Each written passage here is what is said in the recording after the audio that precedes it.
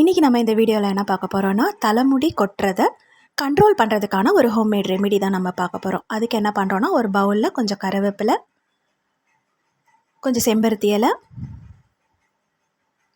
செம்பருத்தி பூ,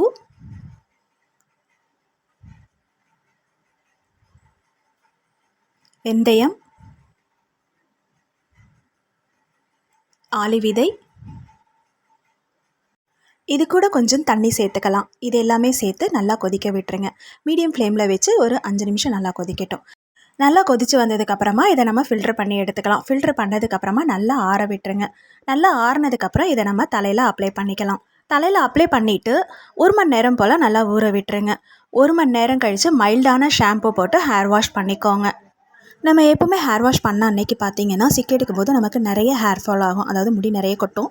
ஆனால் இந்த ரெமெடி யூஸ் பண்ணி நம்ம ஹேர் வாஷ் பண்ணும்போது பார்த்திங்கன்னா அந்தளவுக்கு ஹேர் ஃபால் ஆகாது. இந்த வீடியோ உங்களுக்கு ரொம்ப யூஸ்ஃபுல்லாக இருக்கும்னு நினைக்கிறேன். பிடிச்சிருந்தால் லைக் பண்ணுங்கள், ஷேர் பண்ணுங்கள், கமெண்ட் பண்ணுங்கள். ரெசிபி ஆஃப் பானுவை சப்ஸ்கிரைப் பண்ணிக்கோங்க. தேங்க்ஸ்.